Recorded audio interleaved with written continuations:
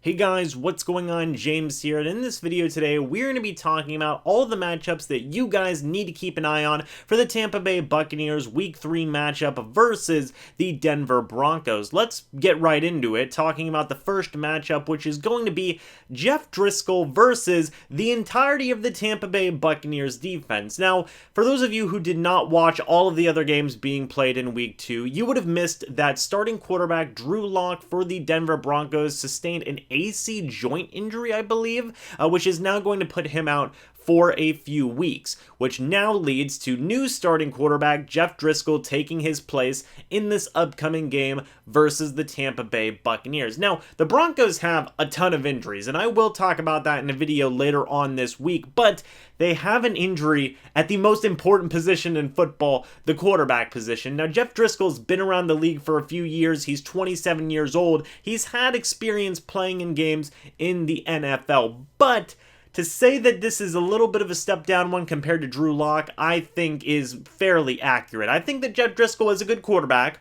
Okay, his stat line versus the Pittsburgh Steelers when Drew Lock left that game was, I believe, 18 for 32, 200-something yards, 2 touchdowns, 1 pick. You also got to remember that Jeff Driskel can make some plays with his legs. He is a mobile quarterback, but obviously, when comparing Jeff Driskel to Drew Lock, there is a little bit of a step down there, in my opinion, in overall passing talent. So, the Tampa Bay Buccaneers are going up against a backup quarterback. I know that there's been this stigma surrounding the Tampa Bay Buccaneers for years now. Whenever they play rookie quarterbacks and whenever they play backup quarterbacks, they just never seem to do good. And the backups and the rookies always seem to have career games versus the Tampa Bay Buccaneers defense. Fingers crossed things can finally change because we can't have this continuing. I don't want to see Jeff Driskel come in here and have 300 yards passing and 4 touchdowns and maybe another touchdown with his legs. We can't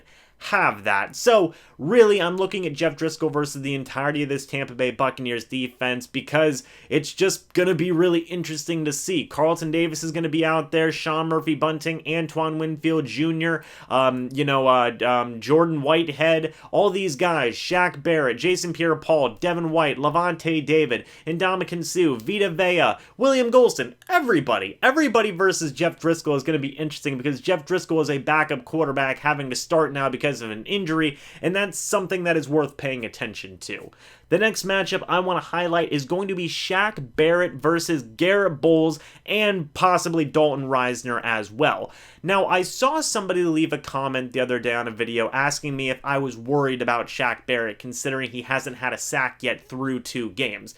I'm not worried about Shaq Barrett. I think that Shaq Barrett is getting double teamed a lot considering, he was the NFL sack champion last year, but I do think his opportunities will come. I still think that Shaq Barrett is going to finish this season as a double-digit sack player. I don't think he's going to have, say, 15 to 19 sacks, but I think he will have at least 10. And honestly, that wouldn't be a bad year. Even if he had, say, 8.5, 9, 9.5, that's still not a bad year for Shaq Barrett in my opinion. But obviously with Shaq Barrett being in a contract year, he is playing on the franchise tag right now.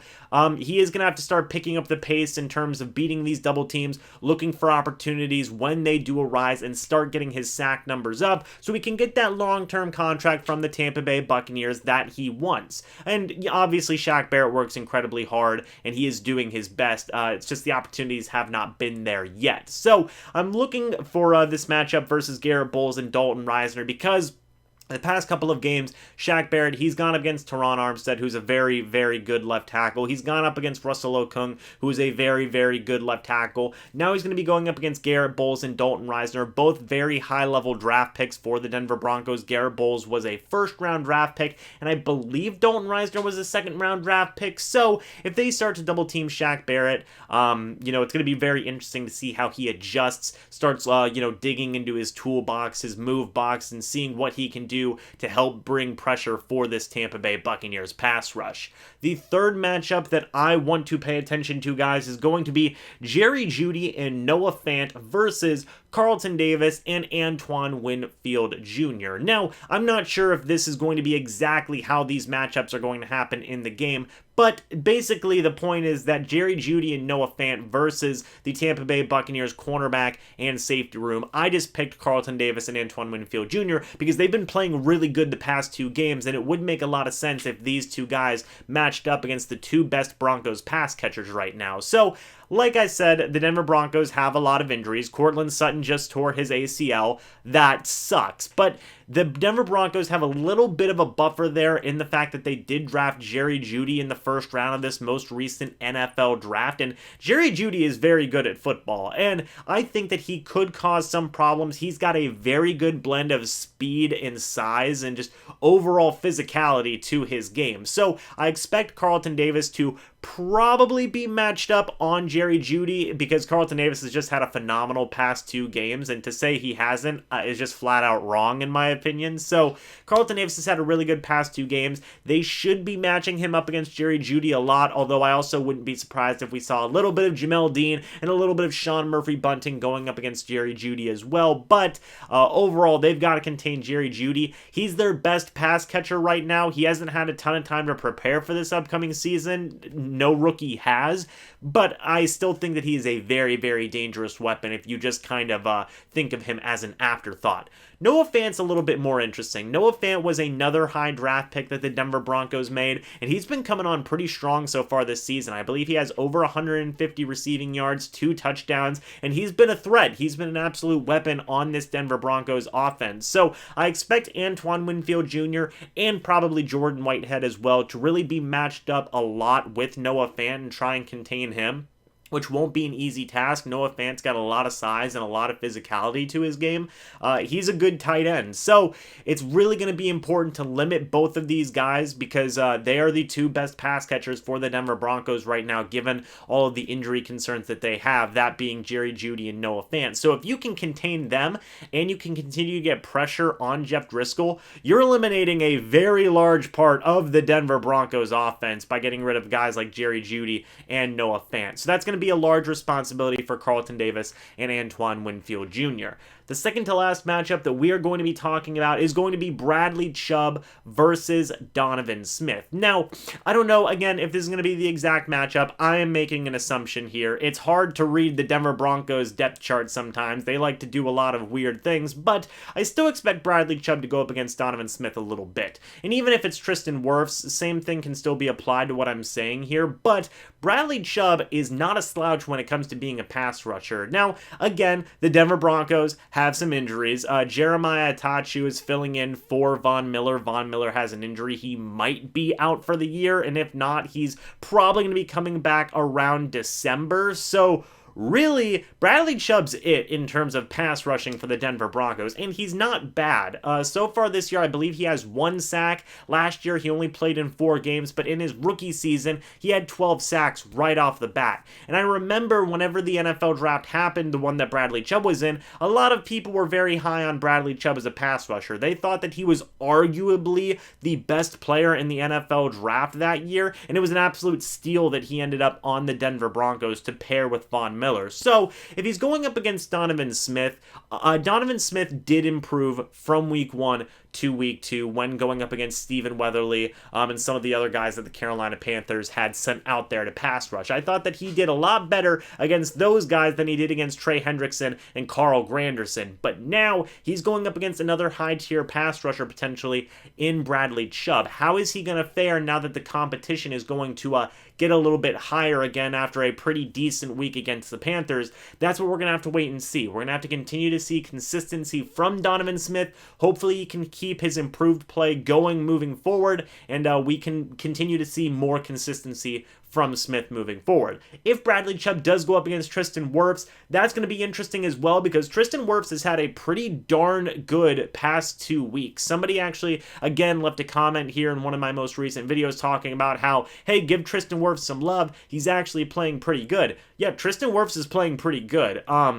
I definitely should be highlighting him more on my good and bad list whenever I do my review games. He would be on the good list 2 weeks in a row. He has had a very good start to his career, and I'm very excited to have him on this team because, hey, so far so good. So if it's Bradley Chubb versus Tristan Wirfs, I'm honestly not that worried because Tristan Wirfs did a pretty good job of containing not just Brian Burns, but Cam Jordan, which those are two incredibly difficult pass rushers to contain, and Tristan Wirfs did a pretty good job. So Bradley Chubb versus Tristan Wirfs, I'm getting the popcorn out for that one if it happens because that's going to be a fun matchup. Tristan Wirfs, he's really holding his own against some of the better pass rushers in the NFL right now. So that one should be an interesting matchup if that one does happen. If it's Tristan Wirfs, get the popcorn out. If it's Donovan Smith, pray for consistency from Donovan Smith. So, guys, with that, we are going to go to our last matchup here, and that is going to be Melvin Gordon versus Devin White and Lavontay David. Now,